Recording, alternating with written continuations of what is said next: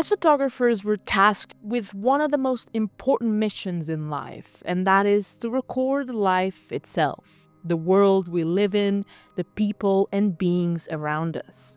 And for the past 40 years, there's been one photographer documenting one of the most desolate regions of the world, the Arctic. And it is through Ragnar Axelsson's photographs that today we'll discover a beautiful world of empty landscapes, dogs running across the frozen ground, and people who, following deeply rooted traditions, survive in one of the world's most inhospitable places. So welcome back to another video, everyone, the first for 2025, and it has been a challenge so far, 2025. I will touch on that at the end of the video, but I wanted to thank so much to all of you for your messages and your support. And today I wanted to say that we're going to be contextualizing the Arctic, so life in the Arctic. We're going to contextualize the importance of Axelsson's work within it, and also the potential dangers and what it alerts us to, so the messages behind his photography. So yeah, I guess that's all we have to discover in today's video, so grab a drink, make yourself comfortable, and let's go straight to another video. Today we're talking about Ragnar Axelsson's work, and for the past 40 years he has been capturing through these beautiful black and white images the fundamental human experience at what he calls, quote, the edge of the livable world.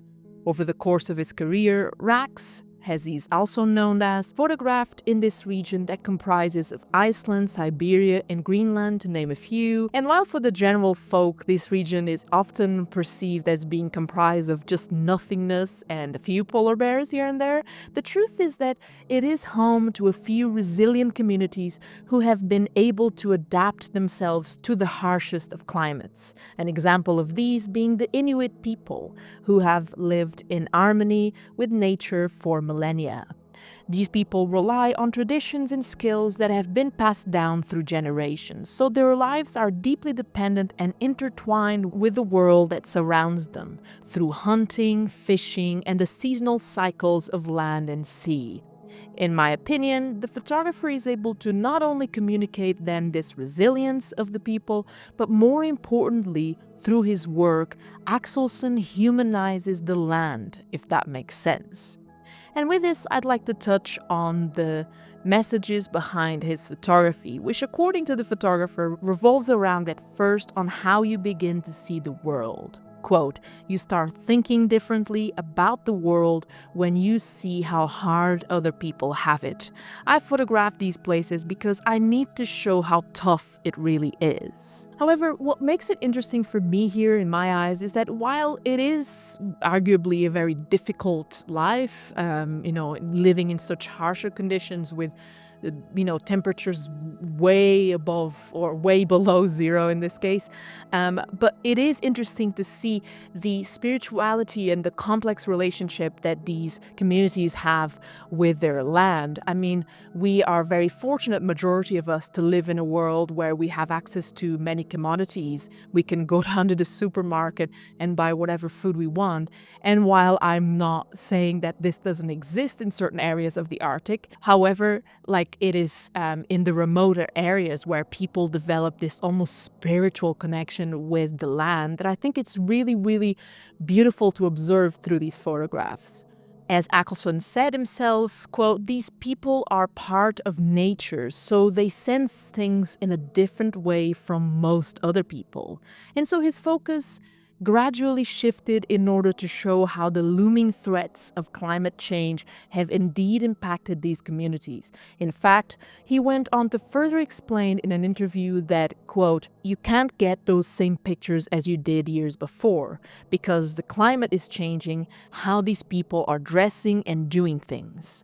And while, of course, they have televisions and have seen movies showing a different world, and they want to travel and see those places, they also always want to come back because this is their home. For that, I try to catch those moments in their life and in their environment because I know that specific moment is never coming back. And this is why I actually wanted to bring someone who's a contemporary photographer to the channel, because his work really reflects on a contemporary challenge. And yet, the beauty of his work is so timeless in a way that I think it will stand as a document of time and of a beauty that once was, if that makes sense. And I also believe that this idea of timelessness comes through how carefully curated the black and white really is, enhancing beautiful shadows and textures. These photos also speak on the immensity of Mother Nature compared to man and civilization. And I also would say that a contributor, or a big contributor, to this sense of timelessness is Axelsson's approach, which is rather simple, honest, and very humanistic. And since I made a mention at some point in the video already of the looming threats of climate change, I wanted to kind of make a point of how real these actually are, combined with actually other threats, maybe perhaps of a political nature that can definitely help in the or impact on how big of a change this might be for these communities that live in the Arctic. The Arctic is currently the fastest melting region on Earth due to the rising global temperature, which is, of course, caused by climate change. This rapid warming is driven mostly by the loss of sea ice, which in turn exposes the darker ocean water that will absorb more heat compared to the reflective nature of the ice, creating a sort of feedback loop, if you will. According to the United Nations, 2024 was the hottest year ever recorded, and according to study results published by the World Economic Forum, the Arctic Sea could experience ice-free conditions during the summer months as early as the 2030s. And if climate wasn't enough, another looming threat is political, with President-elect Donald Trump making numerous references of wanting to take over Greenland, with some reports suggesting that the US could potentially be interested in the area's natural resources and has a strategic trading route once the ice melts. So change is definitely taking place in more than one field, as experts have written about. However, I want to step away from political, economical, and perhaps scientifical facts, because it's really not my area of expertise, although I do like to read about it. I wanted to actually highlight why these photos are so important, or can be so important in my eyes, and why Axelsson's work should be studied and should be looked at and should be admired. And that is because what resonates with me the most as a photographer and human being is the historical significance of Ax's work. His photographs will stand as enduring documents of a world that, for future generations, may no longer exist as we know it. Just as we now look back at the images from the turn of the century, the Roaring Twenties, the Depression-era 30s, of the World Wars, etc., his work, I think, will offer a window into a pivotal time in human history, because we are actually experiencing so much change already. Yet again, showcasing the profound importance of what we do as photographers, which I would say is to record, to preserve, and to express the story or the history of our world and what's in it. And so I think this is an interesting time as well.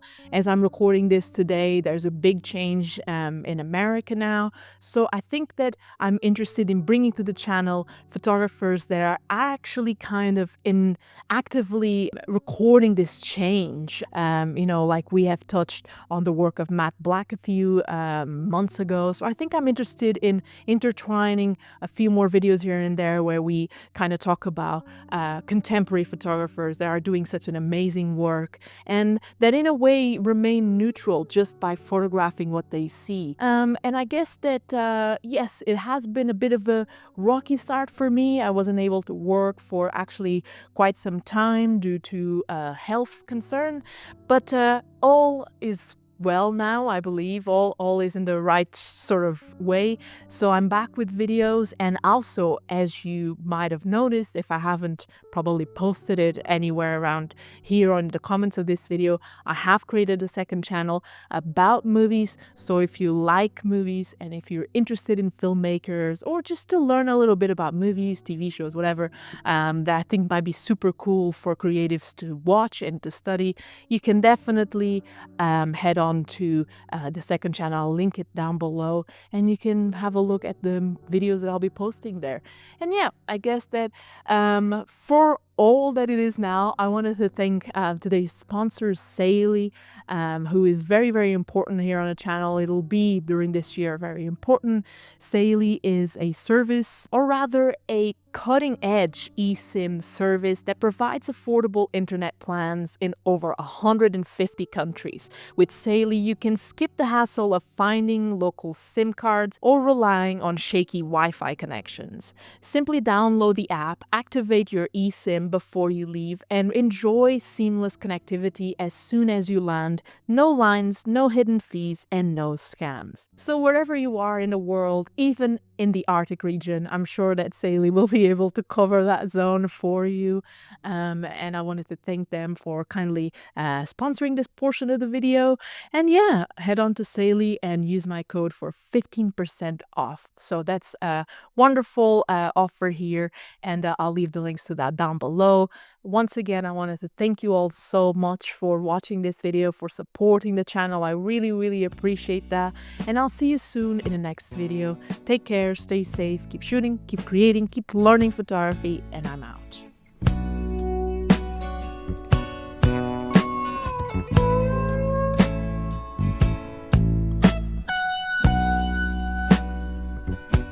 My frying pan is full of grease.